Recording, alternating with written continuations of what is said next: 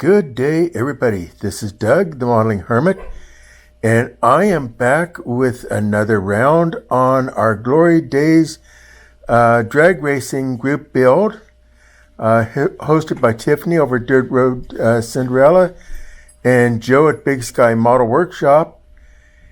And then Take My Glue and Go Home. Steve over there on Facebook has also got a group build, which this is going to be used for.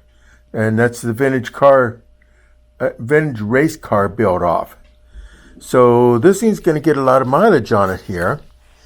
And of course, I did check in these things raced on quarter mile. There are a few eighth mile drag race. That's what was throwing me off. But anyway, so these generally raced on quarter mile dragways. So they spent their life going just 1/4 mile at a time.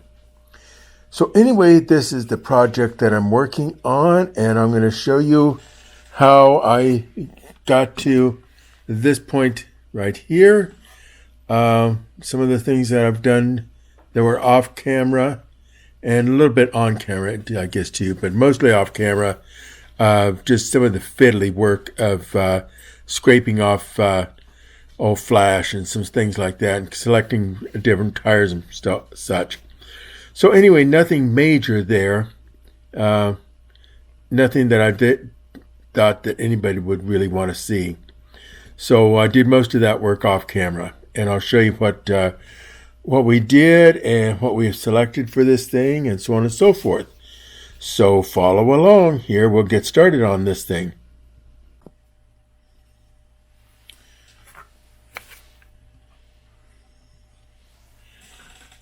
Okay, so we've got this Ford Shelby GT500 from AMT Ertl open now, and I got the plastic bags out of the way. I went ahead and did that before I started this. Interesting kit. I don't know really what to actually think about it. Stock racing parts, and the body actually looks pretty good. Making sure that I got you on there.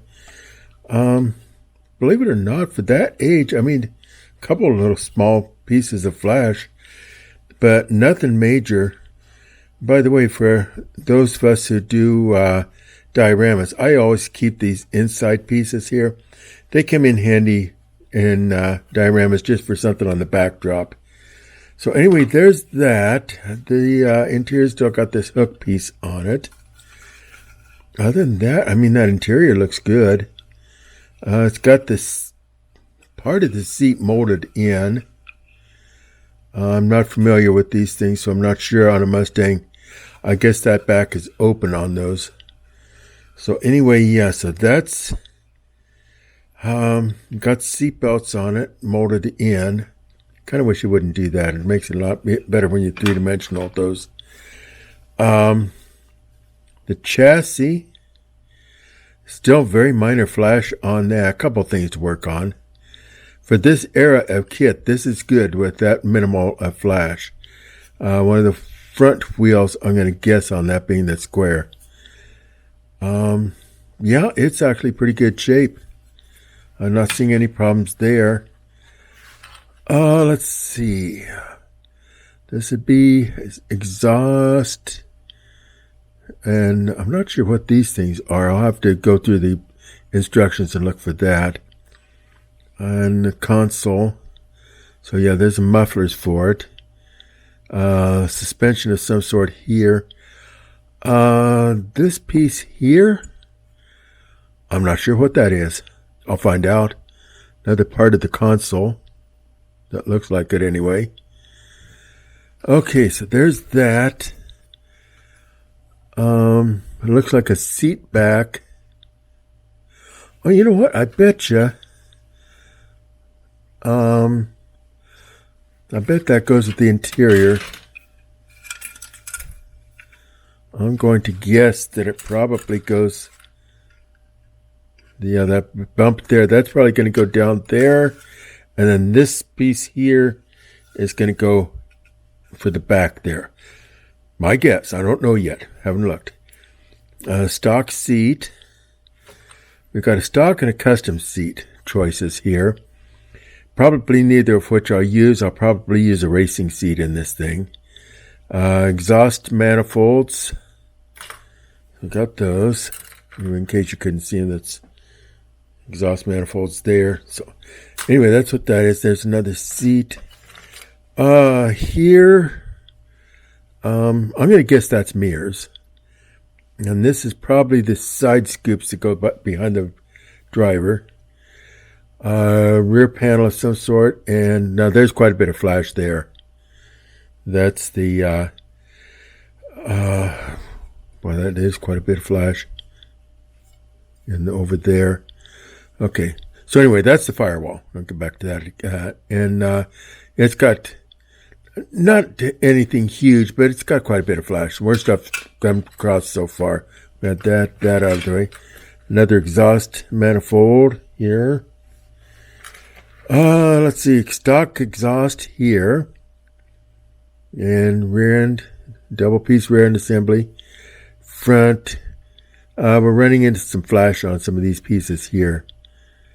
So yeah, it's going to be interesting. There's front spindles, drive shaft, more suspension. This would be for the stock seats. I'm not going to use that probably. Our engine, which has a choice. We'll get to in the Chrome. I'll show you the choice of the T4 barrel manifold on that. I don't know. Let me real quick look at the instructions. Does it say anything? Let's see. KR stood for King of the Road. The engine was 428 Cobra Jet. Okay. So I was kind of right. So 428. So this is based on the 428 engine. And so the big block Ford, 429, 428, 427, all of those guys in there. Several piece kit. At least it does not have an axle cut out in it. That's nice. So, yeah, that's looking good. The dash, actually pretty well detailed dash for the era. Not too bad at all. And a couple minor pieces of flash on it. Yeah, I have to see what I've got for gauges because I'm guessing. Let's see. If I remember right, we looked at the decals, and I don't think I saw anything in there for gauges. So this is going to be a lot of wood graining in here. Probably still be the same even on a drag car. Okay, so we have radiator and shroud. No, there's no shroud on that, is there? No, I thought I saw one. Okay, so anyway, the radiator and its support, stock steering wheel. I have not seen a custom or racing steering wheel in this yet. Minor flash on the hood. And I'm going to guess that's another rear roll pan or something there. Might be front. It looks like it might be front, actually. Let's see. Now, this is front. This is the front roll pan. And then we have the wheels for the front and back. And another exhaust piece. So anyway, so let's put that over there. Let's get into here. What do we got here? We got stock wheels here, custom wheels here. I don't know if I'll use those or not. Depends on what mood I'm in. Oh, very nicely detailed heads. Beautiful heads. Wow. Shame they're on chrome and that they're going to get glued together, but yeah, those are beautiful. Cobra valve covers. I probably won't be using those. I'm going to guess this is probably something for roll bars here, although it's very narrow. Very narrow. Looks like a Moon fuel tank there. Small one. Headlights. Auxiliary lights. We've got a T4 barrel air cleaner there for a Cobra. And stock rear end. That'll need some painting there. Front grille. Let's see. All kinds of little lights and stuff like that on there. What's on this in here? This is where we have what I call lake pipes, outside exhaust, and gear shift. Let's see, air cleaner. Let's see, that's geez, that is a deep. Well, they'd want a deep oil pan. Heads, oversized heads. There's my 2 4-barrels. Front, and let's see, what is that? Oh, that's a car. Okay, that's carburetors there. I don't know if I'll use those or if I'll use my aftermarket ones. Okay, so that's mostly that. The tires are these stock tires. I'm not too thrilled with those. They're all right. But nothing to write home about. They're okay. But let's see, the mags. I got mag on the brain. The slicks, they're good. I mean, they're good, but I don't know. I may actually hit my parts bin for those too. We shall see. So anyway, that is what we're going to be working with yet. I'm going to go through and decide what I want for colors, because I'm going to match the truck that goes with it in the same colors. Let's just take a real quick look at it. I really doubt that in this era, no, there would be nothing there for the dash gauges or anything. Just the basic I Love Model Cars, a couple squiggly, yeah. Basically, why they even put the decals in, I guess that. But anyway, so that's what we're working on. This in here. This is the 68 Ford Shelby GT 500. I've got a 67 around here someplace too. And we will be tying into this in the next day or so and seeing what we're going to be doing with it. I'll probably, tonight yet, off camera, I'll go through and get rid of some of this flash. There's no sense you guys watching me do that. Maybe get rid of some of these brace pieces and such like that. I'll do some of that work there tonight, and maybe actually go through and decide what parts I'm going to use and what I'm not, and separate out the parts I'm not going to use to get those out of my way. I kind of like doing that. This is an interesting set of gauges here. Not sure what the story is on those. I'll check that out. I may or may not use those. So anyway, yeah, so tonight yet, I mean, it's kind of getting late, but I may go ahead and go through and, like I said, sort out what I'm not going to use, get it out of my way, and do some flash removal. And then the next time when we come on, I can actually be doing some assembly and that type of thing. So with that in mind, is there anything else I need to address? I don't think so. I think that's basically it. So that's the unboxing. And I'm not going to worry about showing off the instructions. I mean, instructions are instructions. They're basically just, we put those down on the table and use them, to make sure you don't get paint on the table. But I get paint on my table anyway, so I don't use instructions. So I won't use them anyway until I get myself in trouble, which is usually 90% of my kits.